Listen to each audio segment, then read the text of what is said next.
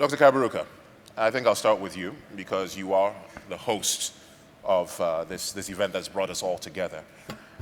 Is this Africa's hour?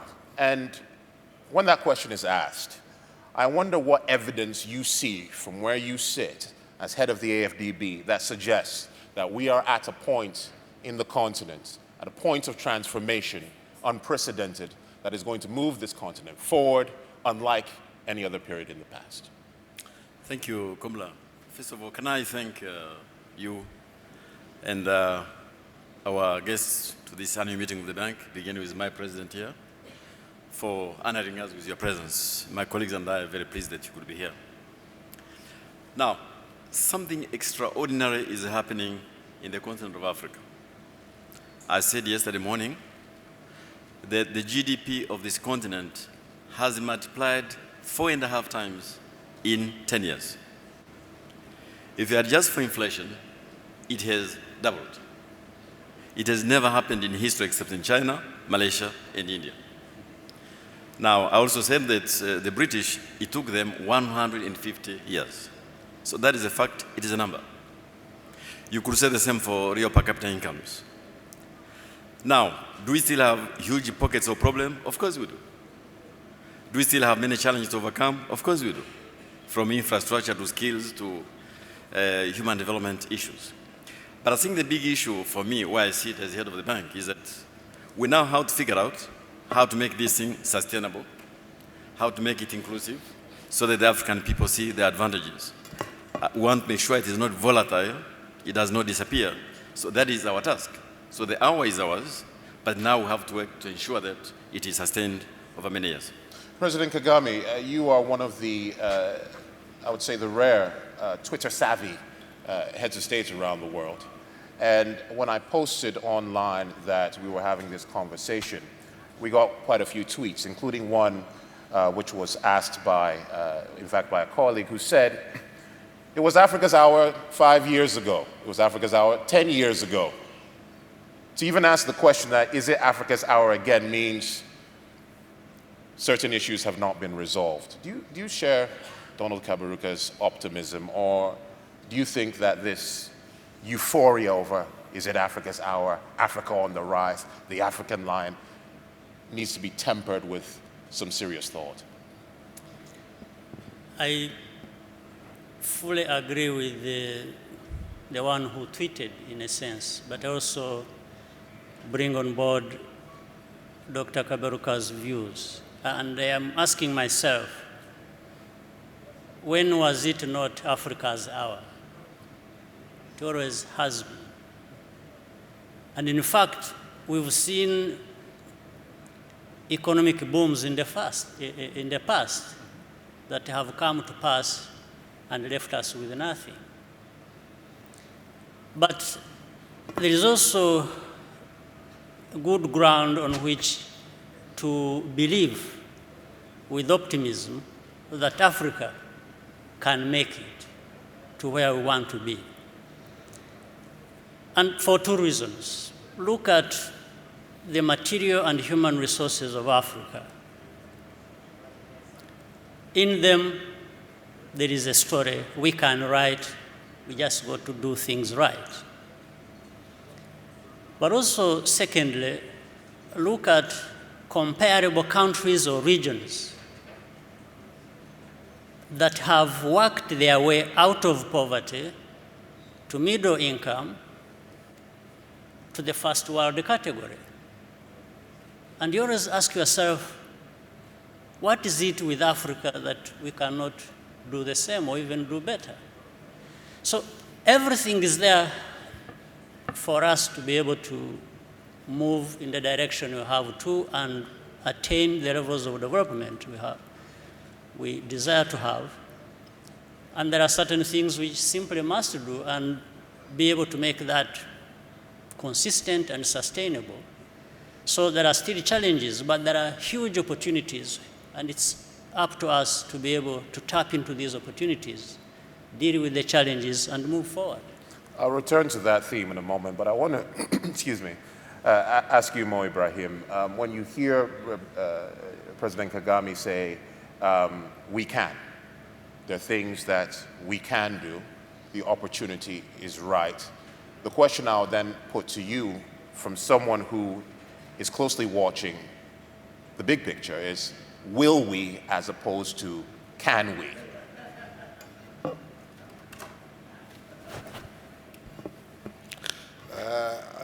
I wish I could say we will, because we have some serious challenges. What makes me optimistic, actually, is the rise of the civil society in Africa, which is really a new phenomenon, and that underpins a lot of the changes going to Africa. The young people in Africa, half the people of Africa are below 19 years old. Those are a continent of young people. And those young people are really different from our generation. They are better educated, and they are better connected with each other, and they are not afraid. And they have no much respect for us, actually. We have to admit that. Why is that a good thing? I think that's good, because we really need to challenge. It's not business as usual anymore. Africa changes, and those wonderful young people coming forward now are growing in a different environment. And the questions they ask is not just where is my food, where is my job. The questions they ask, why those kids like me in America or in China or have this wonderful life? Why I'm having this when I'm walking, on this rich land? Africa is a rich continent, but Africans are poor, and there's no justification for that. So we need people to come and challenge this business as usual. This new generation coming up very aggressively, and rightly so. The rise of the civil society around them, all that really underpin the transformation of Africa. We have more democratically elected presidents in Africa now than any time before. The majority of African presidents now are really democratically elected. And that's a major change also in the landscape in Africa. So this political and socio-economic developments in Africa give me hope but there is challenges. And that's why I'm reluctant to say we will do it. The challenges, for example, yes, we have economic development, as Donald have mentioned over the last decade, wonderful development. But this development, did it trickle through to the people? That's the question. If the fruits of development is only locked in the top 1 or 2% of the population, then this is not development. This is not sustainable. And that will lead to tension in the fabric of the society, and that will not help in the long term. So we need to have sustainable development, and we need to watch for this issue of the equality. The agenda of integration in Africa is not moving forward. And and everybody here everybody there know, that without really economic integration, we're not going to go anywhere. Yes, we can do a little bit of things in our country here, on his country, on that country, but if Africa need to stand up and compete with China, with Europe, with America, with India, with Brazil, we need to break our borders. We really need to have this larger community, because that is the way forward.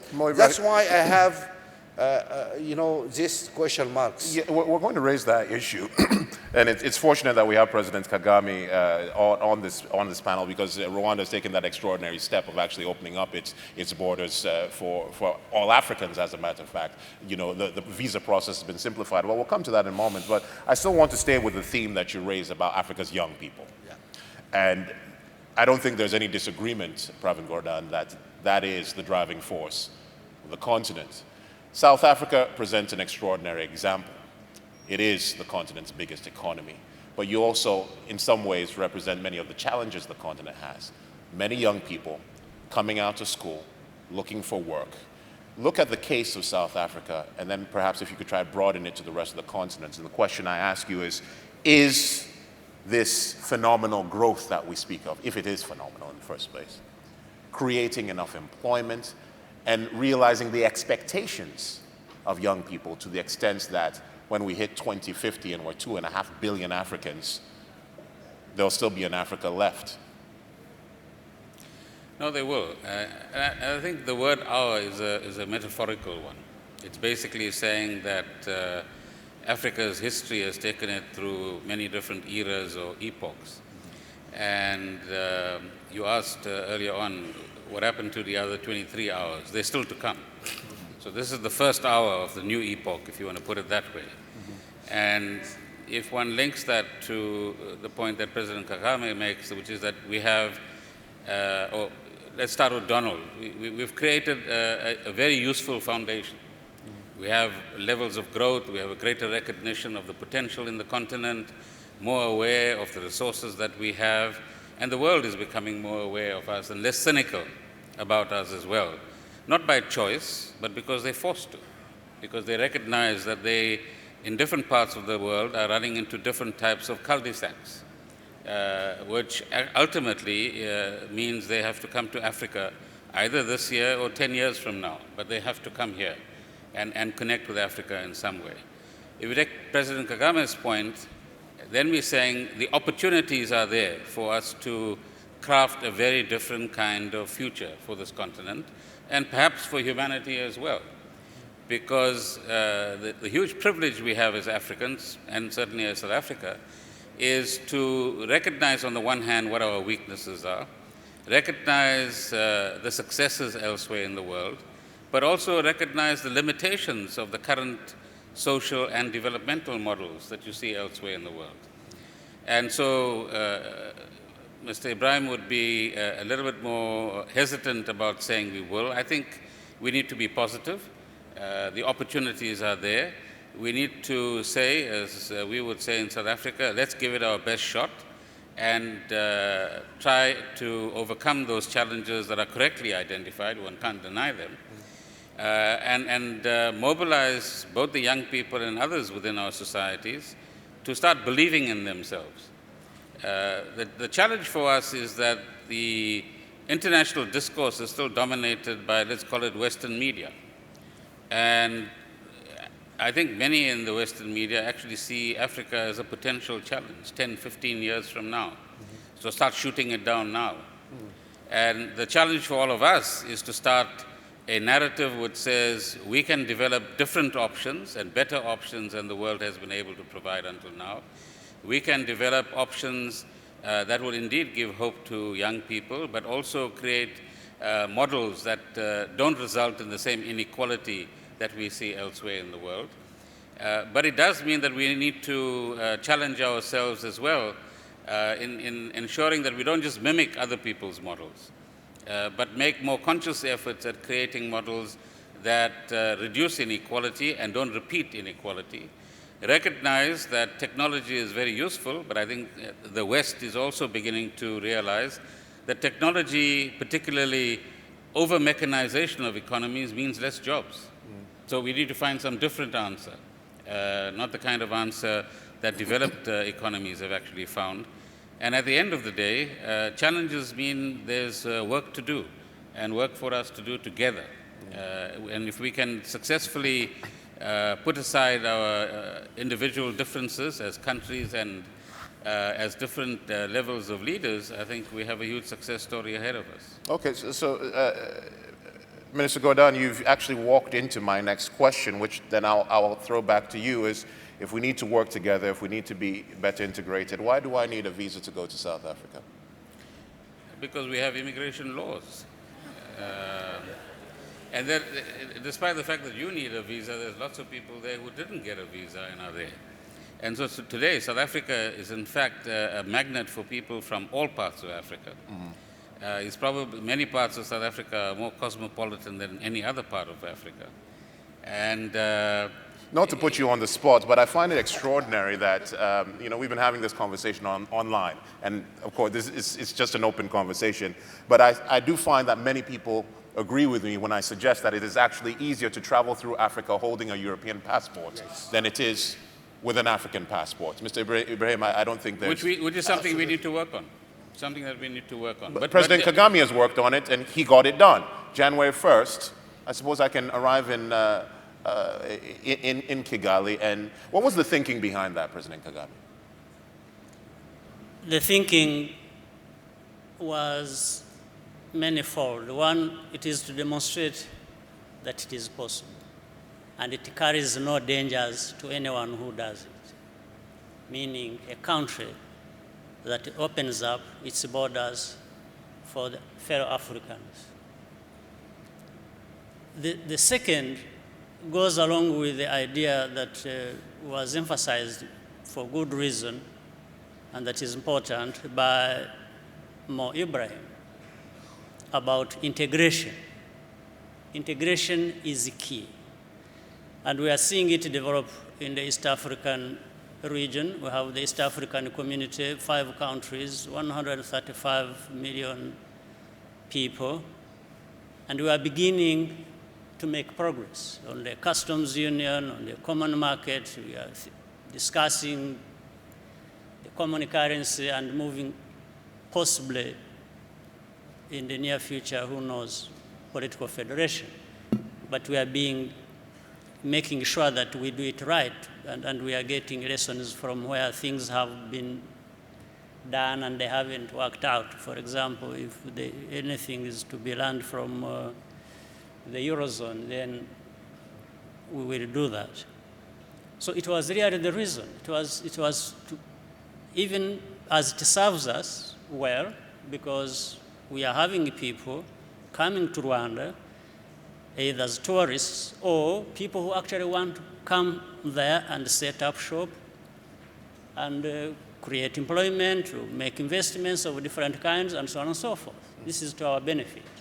And we've seen that happen. But emphasizing that whole issue of bringing Africa together in a practical way rather than just talking about it all the time. So, Mr. President, when you are with your colleague heads of state at the African Union or any other forum, what are you saying to them to make this a reality? Because, you know, Rwanda presents a fairly extraordinary example, but there are still many countries that are actually not moving in that direction. Are you advocating for a borderless Africa? Is there a better way of advocating for that than actually doing it? That's what we did. Mo Ibrahim. Can I ask my brother here, President Kagame, your experience after you opened this, has your country been swamped by undesirable Africans swamping your people? Or you mean Nigerians and Ghanaians? I'm one myself, so it's all right. You watch out. Yeah, it's interesting. It's an interesting question. We've seen more people come to Rwanda. We've seen Nigerians. We've seen Ghanaians. We've seen people from across the continent. And most of those who have been coming are as good as we would have expected. And if there is any wrong person coming in, the laws of the country and the systems of the country and the institutions will take care of that. So we have no problem with that. Why can't we make that experience available to our friends? And I don't want to pick in South Africa, but most African countries actually, not South Africa. And we say, look guys, this xenophobia, that everybody in Africa are worried about those other Africans swamping us. Everybody, and you say exactly where those guys come from Mars, or from, you know, everybody's afraid from everybody else.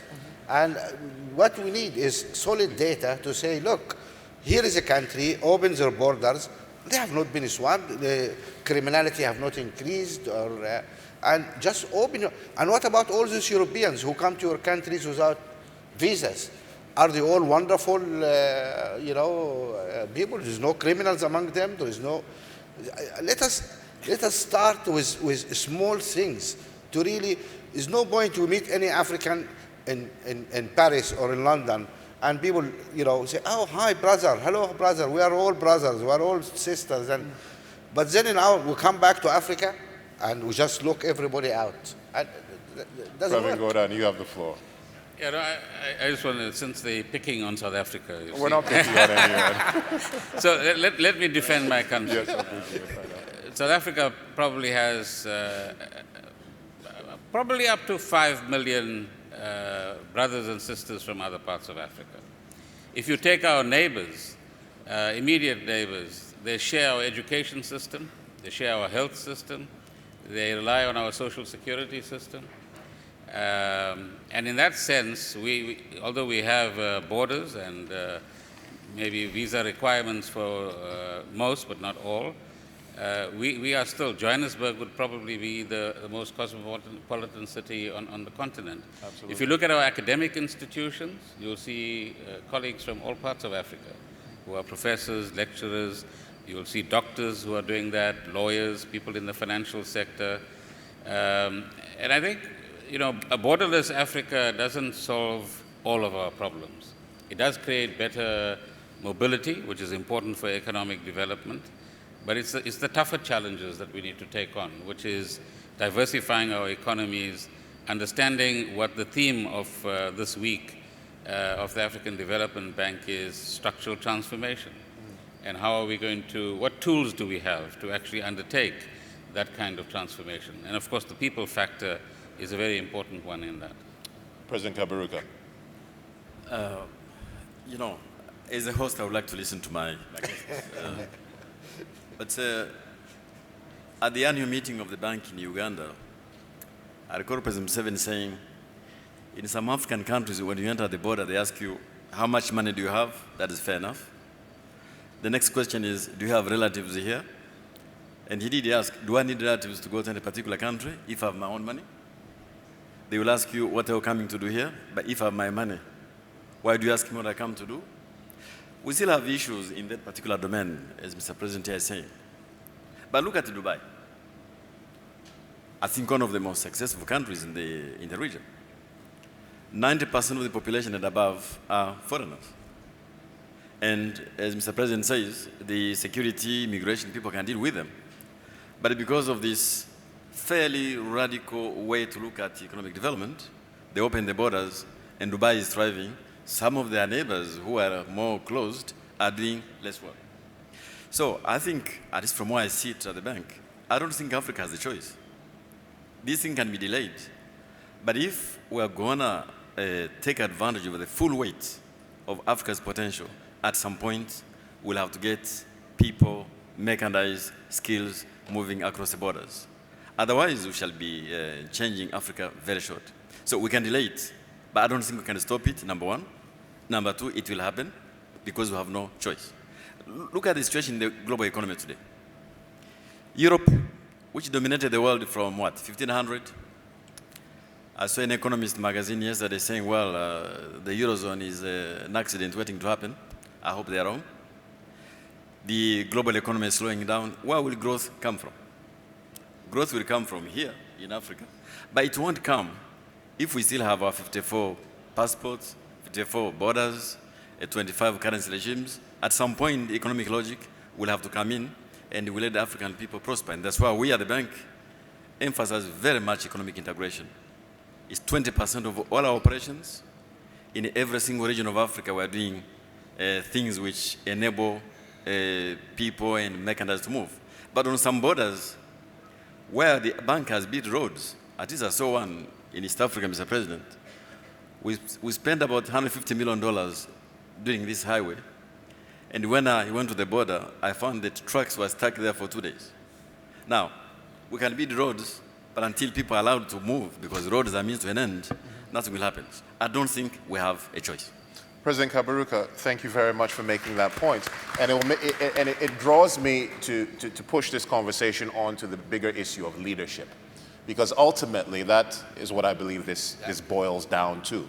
And I'll pass this on to Mo Ibrahim, because you've put your money where your mouth is, as I said, and you have a foundation that is supporting and looking for transformational leadership in Africa. You've attended many AU meetings, I'm sure, in your time, and many conferences. Do you get the sense that the transformational leadership is there, that the continent is moving at the pace it needs to in terms of leadership to achieve the goals that everyone on this panel desires? Can I be frank? And Please. Donald, you will not banish me for any meeting in the future? Can I be frank? I'm sorry? Can I be frank and you'll not kick me out of your meetings? No. Nobody can pick up now. Okay. To be honest, I really believe we have a serious leadership deficit in Africa. Really. Look around you. So how many African leaders are out there really fighting Africa corners, taking the issues beyond their little daily sort of issues there to really, how many of our leaders, we have 54 leaders or presidents in Africa, how many of them will not be more than you can count on one hand, who are really standing up and fighting Africa corners? Look, for this integration to happen, we need to take this case to the people. We need really to go and explain to our people why we want it. This needs leadership to tell people, look, this is in our interest. Our GDP actually is so funny. You speak to people in East Africa, they say, oh, those guys are going to come from South Africa and take our businesses and take our jobs, and we're going to lose. You go to South Africa, say, oh, we have 5 million people here, we're going to have some more people coming and you know, so let us put some, you know, tires around their necks, or, you know, drag them behind police cars or whatever they do to them. And you say, excuse me, this cannot be true. This cannot be true.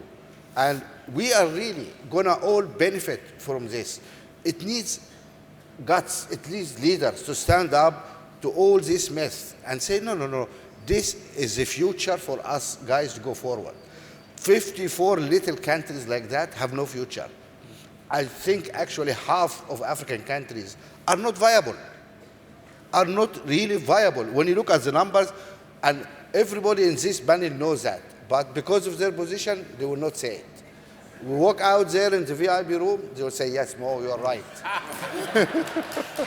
Donald, I mean, I'm not putting you on the spot. Mo, you're right. Here. He's saying it in the room. God bless the ANC. But really, we need to be open and honest about this. We need to go out there, our media, our people. Where is people like, we don't have a Kwame Nkrumah now. We don't have Nyerere now. We don't have Madiba now. We don't have, where are those big beasts who will stand there and fight the corner for Africa and lay down the law? We don't have. It's a question for President Kagame. Is there an African champion, or are there African champions of the ilk that Mo Ibrahim speaks of?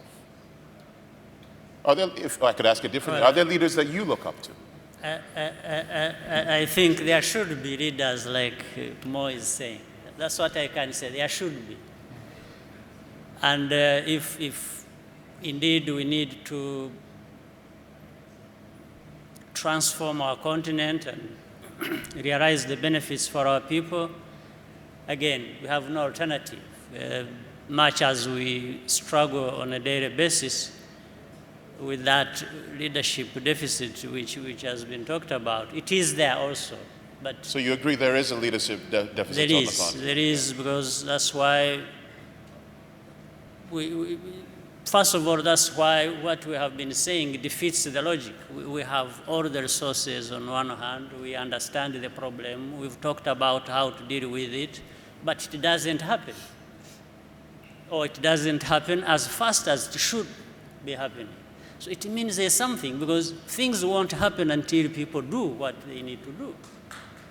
So President Kagame, if I may ask, do you ever tire of attending African Union summits? Well, I attend all of them. I know. And I won't say I ever get tired of them, but... But do you, okay, let me ask you different. Do you sense the frustration that many people have when they hear there's another AU summit, there's another conference on, capacity building? Well, I think more of our citizens, I think, are the ones who are frustrated more than we, the leaders, which in itself is not a good story. And if we, the leaders, got tired of looking at this frustration of our citizens, then we need to be doing better. And I think we've been very slow at that. I mean, that is a fact. And that is also the challenge we need to address. We have to make sure that, again, many things have been said before. We can't afford to keep doing things the business as usual way.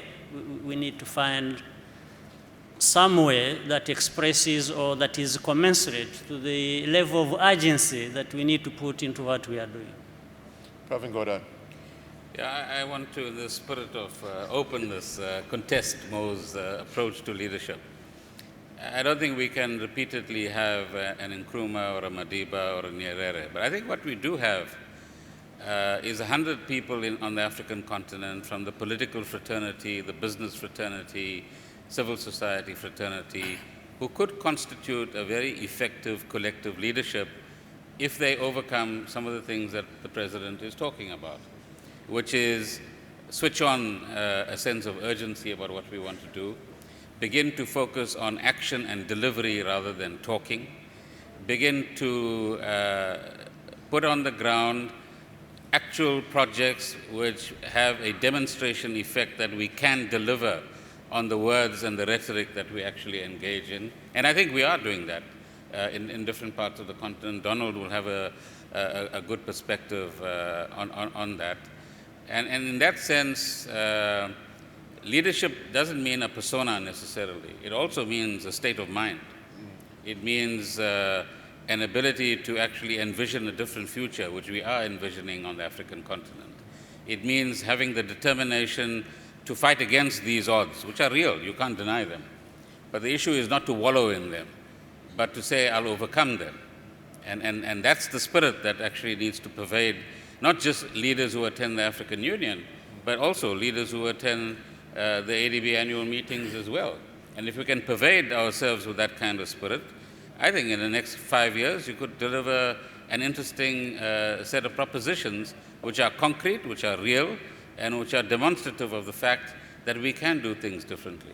But Donald Kaberuga, isn't Mo's point, Mo Ibrahim's point, that we know what to do, we talk about what to do, but there's a disconnect between that and what actually happens at the level of leadership. You recently wrote I would say a fairly critical piece post-African Union meeting, the 50th anniversary. And I wonder if you share that argument, that there is a bit of a disconnect between what is being said at the political level and what is being done. Well, I don't agree with Mo very often, but on this one I think I can agree with him. I think there is a famous scientist who said that... I'm looking for some friends on this panel. I'm your friend. You are my friend. The scientist said that there's a definition, a technical definition of madness, which is doing the same thing all over again and expecting a different outcome. Einstein, thank you. Sometimes one has that feeling that we're repeating the same things, hoping something different will come out. However, in all fairness, let us not condemn everything happening on the African continent. Things are moving, especially because of these demographic pressures. I think this continent has achieved much more than the colonial powers over a century of occupation of this continent. I think South Africa, you mentioned, has achieved much more than the apartheid regime. My own country, under leadership, Mr. President, has achieved much more than all the past colonial powers together. So we have, at this time of the 50th anniversary, things for which we can be very proud, and things for which we have to correct, because that is our responsibilities. Now, I didn't write a critical piece, Komla. I simply said there are big mega trends in the world there in the next 50 years, which is leadership. All of us in business, institutions like this, have to be aware of and deal with them. And one of them, I pointed out, was that almost every single African country today is discovering something. Oil, gas, base metals, or something. Every single country. We have a chance in a generation because of this commodity super cycle. We can use these resources to build infrastructure, which everybody mentions, to train the people. This is what will transform the continent. But what are we doing? Some countries are busy signing lopsided contracts with the complex ownership models, with transfer pricing, benefiting foreign companies, taking Africa's wealth abroad instead of keeping here. Now, in some cases, that is being done with the complicity of the government.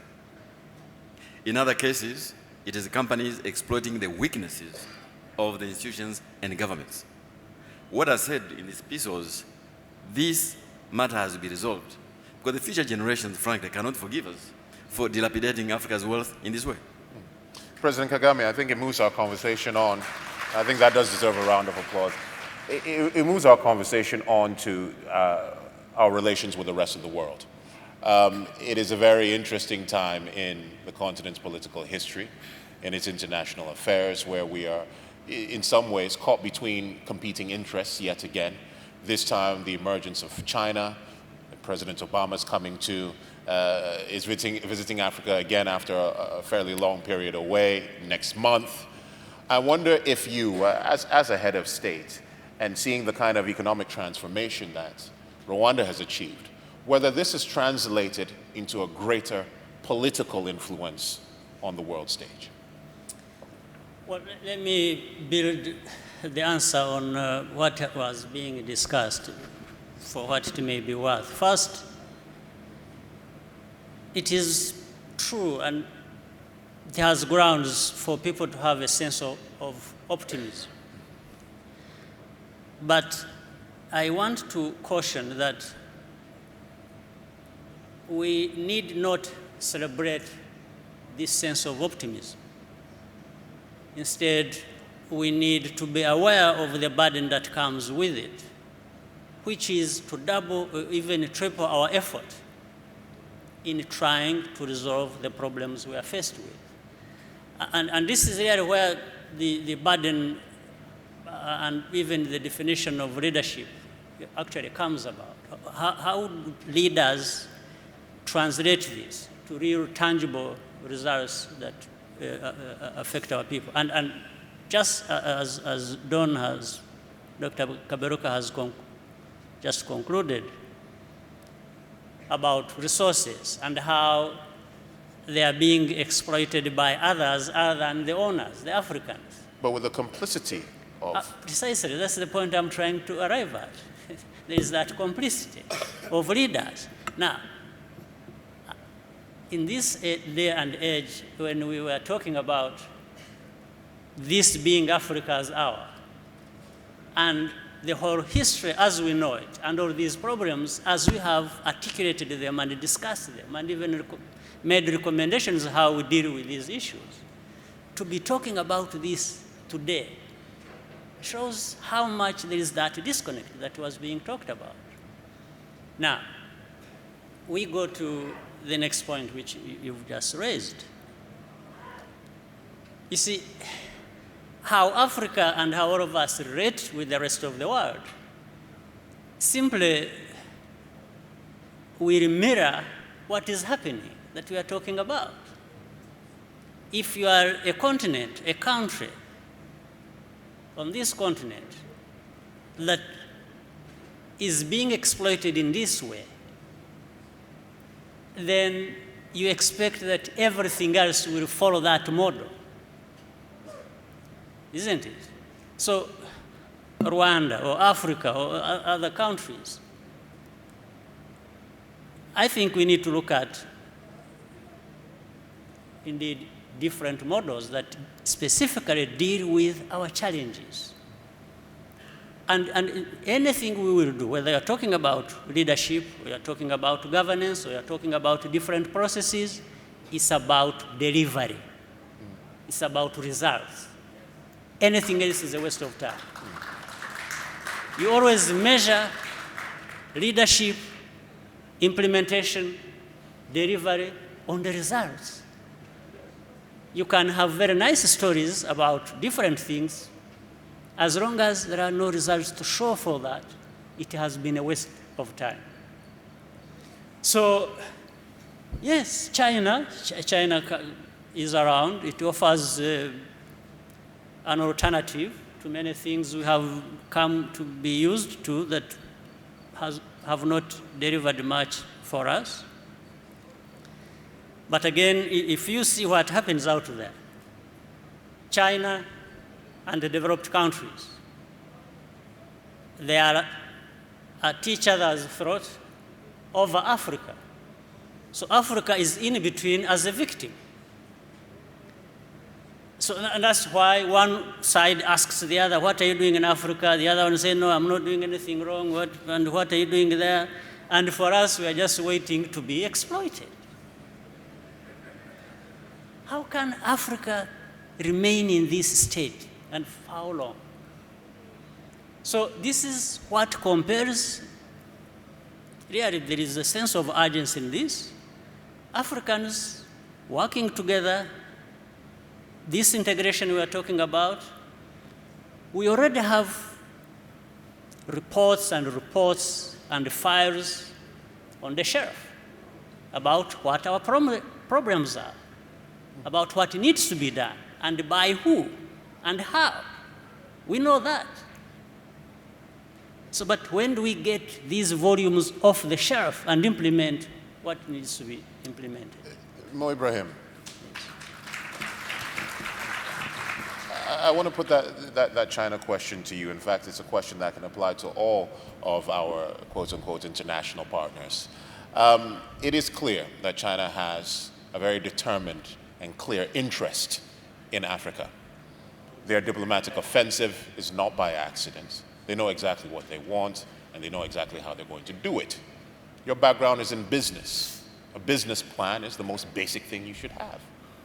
Do you get the sense that across the continent, as you travel around and you engage with leaders, that there is a very clear plan for dealing with China?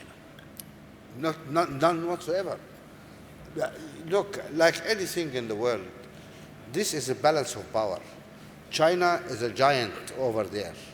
When it deals with 54 African countries, what is the balance of power between a country like China and a small country in Africa of 4 or 5 million people with a GDP which is less than 1% of the GDP of China? What is the balance of power there? How this president sit with that president and talk?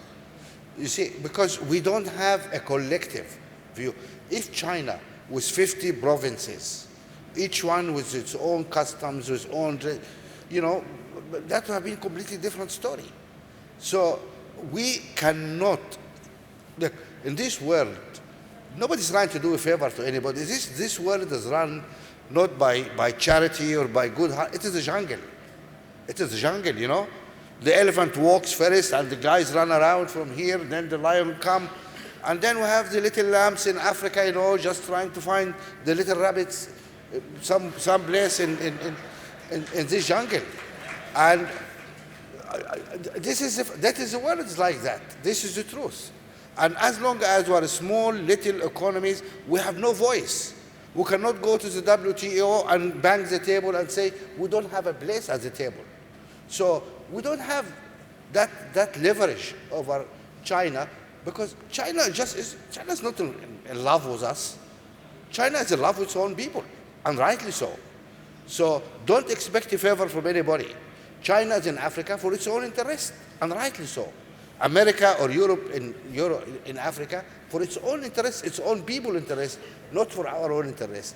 The question for us now, what are we doing about our own interest? And this comes to the point which the president here raised. Where is our collective will or plan or what we want to do? And that really imbalance between relationship between our trading partners is not in favor of our country.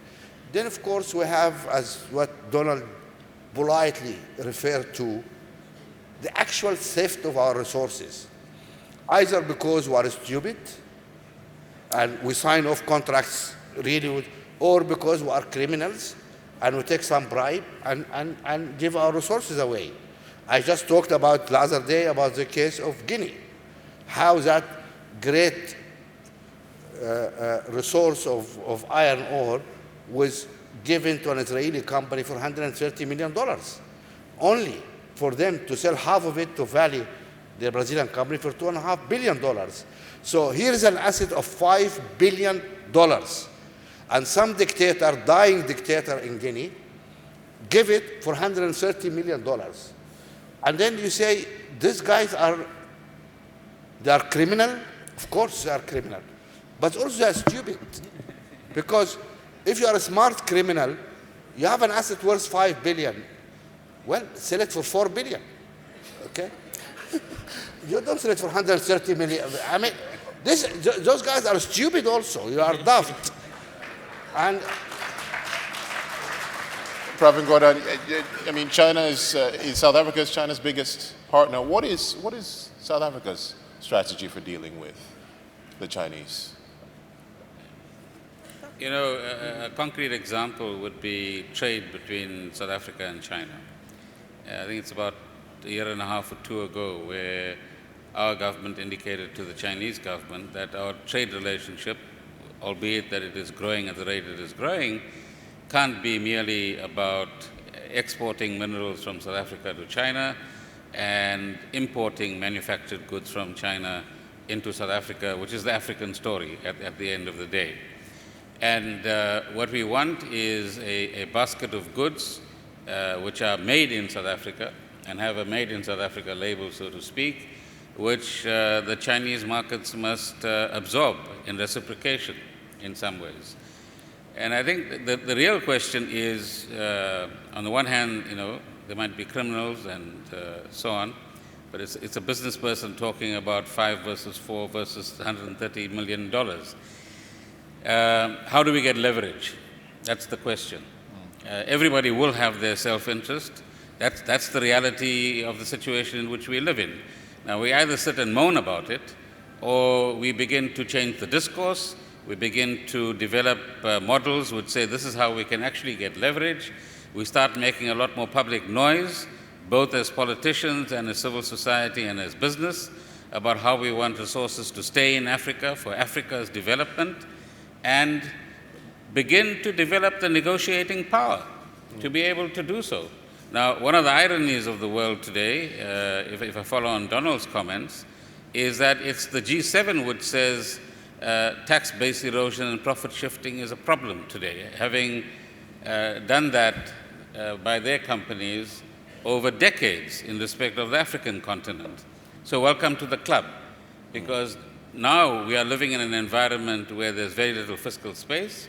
You need to increase your revenue base, and it's fascinating to see the G7 saying to their multinational companies, pay more tax in our environment. For the CEO of Apple, for example, and I'm sure there's many iPhones, I have one in my pocket as well, let me confess, that are in this audience. But for the CEO of Apple to sit before the US Senate in the world and say, I pay every cent that I owe, but pay 2% tax in Ireland, can't be right.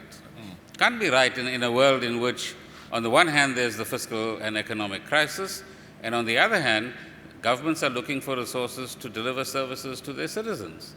And if we can speak with one voice on some of these issues, and I believe that the African Development Bank provides us with the forum, which is our own, where we can raise our voices, where we can create our own formulae, like I said earlier on, and raise these sorts of questions first amongst ourselves and develop the strength to bargain with everybody else, then we'll begin to get somewhere. But we can't sit and moan about these things. Is the BRICS the alternative as well? The BRICS gives you some leverage.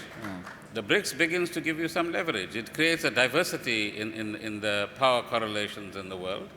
It provides a new set of opportunities to undertake trade and investment. And the numbers you can see are already changing. Although Africa's exports to Europe is still at about 34%, BRICS has risen to 24% overall, and the US has fallen to 17%. So trade relationships are changing. 50% of global trade today is South-South trade, no longer North-South trade or North-North trade. So those dynamics are changing as well. And so these mega trends that Donald refers to are ones that we need to understand better, but more importantly, begin to develop some cohesion around.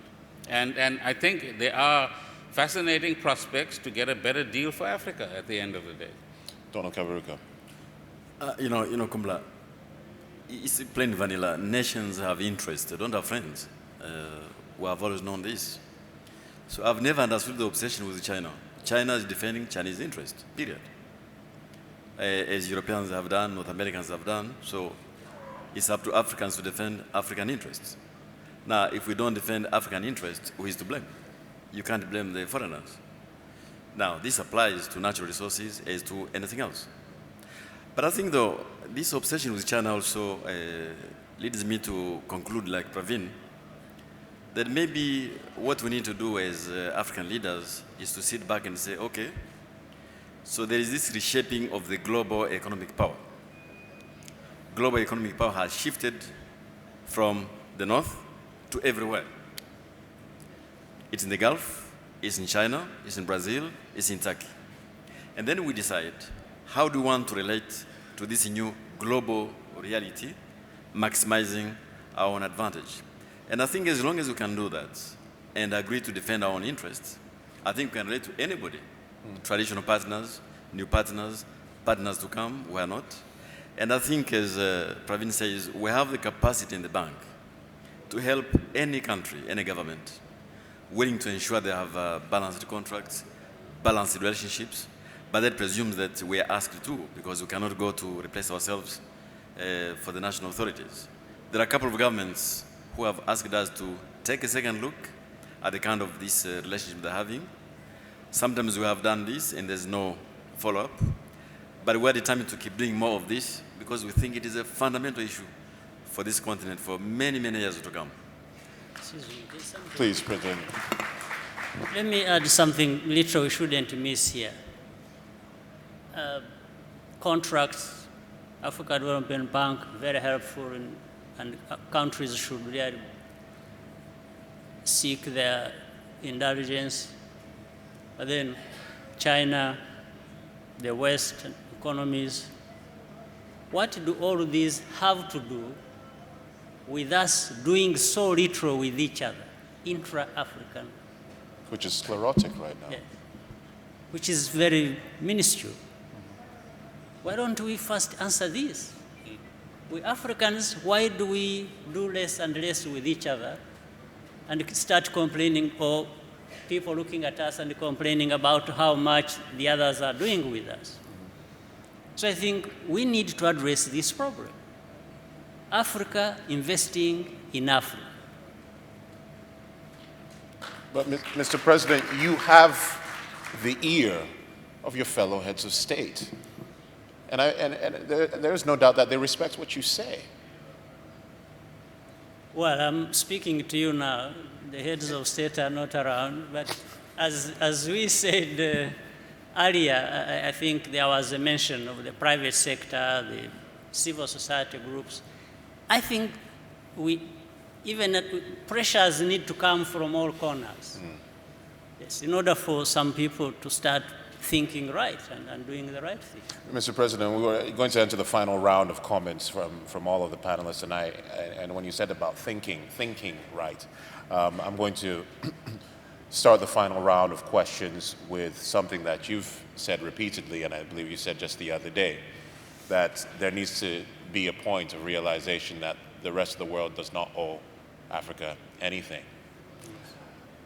I want you to speak to that and talk about the importance of not just this economic transformation and infrastructural transformation that we've been talking about, obviously here at the AFDB meetings, but the psychological transformation, not just of leadership, but of young people across the continent. Are we training the next generation of leaders and professionals and financiers and experts who have the right kind of psychological approach to transforming this continent? There has to be change of mindset, no question about it.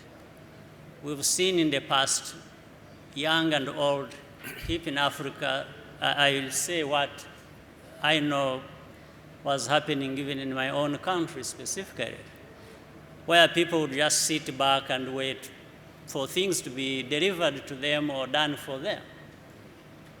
And what we've been struggling with over time is to try and tell our people, say, nobody owes you a thing. You are a farmer, go to your farm and grow your crops, and you must be wanting to feed yourself, your family, and take what you can take to the market. That's it. It's about governance. We tell our people, when we are talking about corruption, for example, and I have seen this trend, we don't have to mention places, but I'm just using my own country as an example, where you would find a mentality that, and see that it's like people are fighting corruption because somebody is demanding it from outside, and say, well, if if there is corruption, we want to give you this, we want to give. Why should anybody be reacting in terms of fighting corruption because somebody else is demanding it, when there is realization that corruption is something that will just be a spoiler in everything you are doing, whether it is politics, whether it is the economy, or whatever. So the mentality that we are the ones to do it, we must own it. Now, support, absolutely. You need support, you can have support, but it is about putting you on your feet to stand on your own. It's not about being dependent. It's about realization of people's aspirations, where they can be the ones to define their destiny. So, but this relationship globally, where some parts of the world people who decide what others in other parts of the world will do or not do, is simply not sustainable. And of course, it is contributed to by people not taking full responsibility for themselves and doing what is right because they think it is right and they understand the importance of that, not because they are being told and whipped and kicked to do what is right. Mo Ibrahim. What's my question, please? Your final thoughts. Yeah. I just want to say something. We did not touch much about it. We're all campaigning for better governance in Africa, and we define governance as deliverable. What at the end people deliver to their people, and that's why we use the index to try to measure that deliverance, etc. But the one area which I think needs some attention from civil society and from governments, of course, is that of governance of the private sector. We cannot have just good governance in the public sector and terrible governance in the private sector. And that's a big issue. If you look at the illicit transfer of funds out of Africa, it is more than double the amount of aid Africa is receiving. It's a huge sum of money leaving Africa because people don't pay their taxes. Simple like that, because transfer prices, all these so-called, which fortunately is a big issue in the West now, and actually I've just received it's going to be a big issue in 2 weeks in the big meeting in London, and actually I tried to ask me to go and speak about it, but it's a good opportunity for us to go and fight that issue. This is a very important issue for us. Governance in the private sector. Governance in the private sector, not only in mispricing and illicit transfer of funds, which is huge, but also on bribery and corruption. Because when people attack African leaders or policymakers and say, oh, you guys have many corrupt people there, I always say, look, you know what? For every corrupt African official, there are at least 24 corrupt Western business people, and Chinese now, of course. Who is talking about those guys? Okay? Because it is a crime committed by all these consenting adults. And so we need to turn the light on that. And it's time to raise the issue of governance in the private sector. I think that's something African leaders should really raise and focus on it. We're losing so much because of the really mismanagement. Actually, they almost brought the system down in the financial sector by all this nonsense they were doing over there. That's a very important issue. And it's interesting because the political moment is right. And I was so delighted when the American passed the law about the Dodd-Frank, about disclosure of contracts country by country. Europe passed a similar law.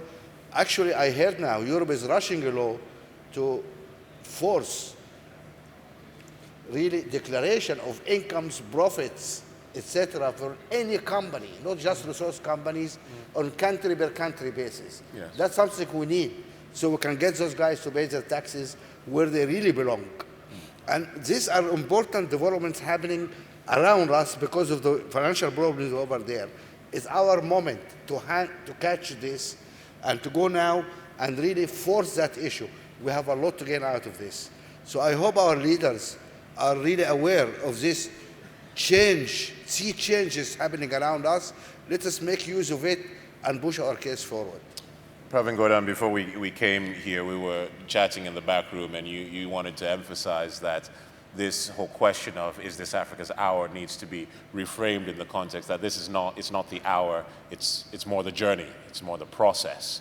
As you look forward, I just wonder if you can distill your thoughts into a big picture statement. 5 years from now, if we are blessed to be here and we're having this conversation, what should the past 5 years have brought? Where should we be looking to the future? I suppose firstly, everything we are talking about must make a difference in the lives concretely of 1 billion people on the continent. Because the true test is not how many kilometers of roads we build or how many dams we build, but whether people can say that we've impacted on their lives in a positive way. There's better education, there's better health, there's better living conditions, and there's better working cities and rural areas in the continent.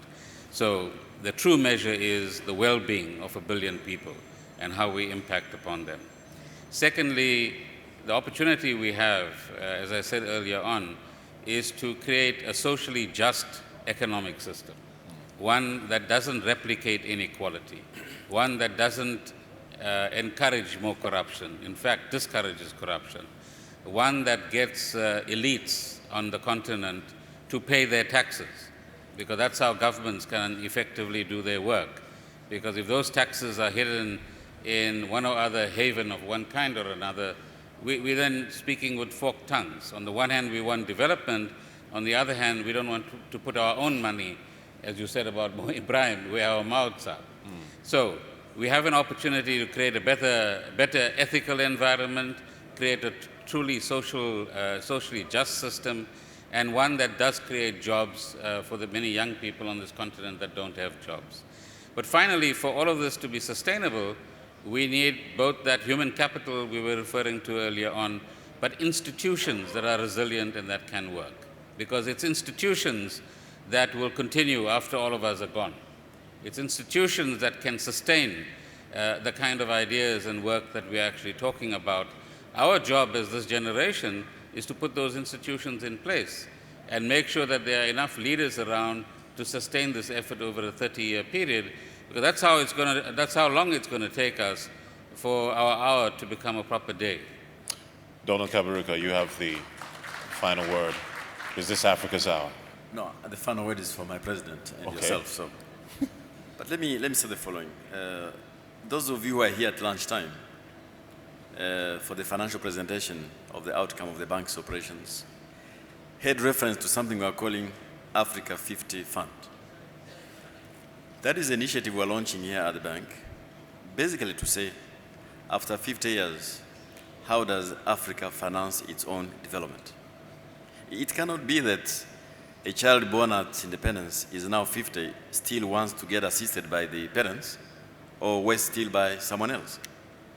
So I hope this initiative takes off, because for me, that will be truly the single signal that we are finally getting to assuming responsibility for our development. It's an initiative which does not say anybody should give us grants. We're saying we're giving a vehicle for how everybody can invest in this tool. We can finance all these PIDA projects, infrastructure, CADEP, the kind of things we have been talking about for the last few weeks and months. Number two, the debate at this meeting in Marrakech is about growth and transformation. Because you have been asking whether Africa has been growing. Of course it is. The numbers are there. Has Africa been transforming much more slowly? More in your absence, I refer to what you said to me at the WEF in Cape Town. I said rather stupidly that now we have more phones than anyone else in the world. And you said to me, but how many of the components of those phones does Africa manufacture? It is a reality. So the debate we're having this week is fundamental for Africa's future. What is our plan? What is our vision? How do we finance it? Finally, a small point, Komla, since you have been so gracious to be moderating this debate. I think that the changes taking place in the world at the moment are some of the things which happen once in a generation. And I want to come back to these natural resources. Forgive me for repeating it. Because these super cycles in commodities happen sometimes twice a century. It has happened twice in this century. Now, commodity markets might remain very strong, but they will level off at some point. That's why it is important to ensure that we take advantage of what we have now, these young, urban people, the natural resources, ability to leapfrog technology like we have done in mobile phones, to ensure that we don't meet, many of us won't be here in 50 years to say the same things. And we will play our part at the African Development Bank. We are launching a new strategy for 10 years, which we call a strategy for economic transformation, growth and inclusion, which I'll be discussing tomorrow. And I hope at the end of the day, we make a difference in the lives of the African people. So thank you very much, Komla. Thank you very much. President Kagame, as one of the most internet and technologically savvy heads of state we have on the continent, we need a Twitter moment from you now. I use more than 140 characters. This one. Optimism for Africa, yes, there is a solid ground for that. Second, however, this means more work, not less.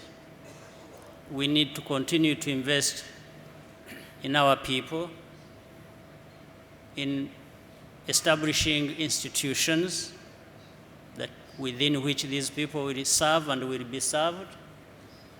We need to continue investing in our women, our youth, and give them the cause to believe that this continent is theirs and that it can be built on their strength as citizens of this country. And really, demographics show that they are a force that we can't ignore, but also educate them and work with them to make sure that ideologically they also understand what is at stake for them and for everybody else on our continent. President Kagame, thank you very much. Ladies and gentlemen, join me in saying thank you to Mo Ibrahim, to Pravin Gordhan, to President Kagame, and to our kind host here at the AFDB, Donald Kaberuka. Gentlemen, thank you so much. It's been an excellent conversation.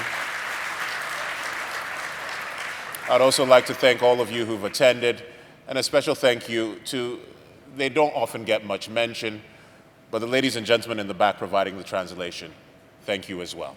Ladies and gentlemen, have a good evening.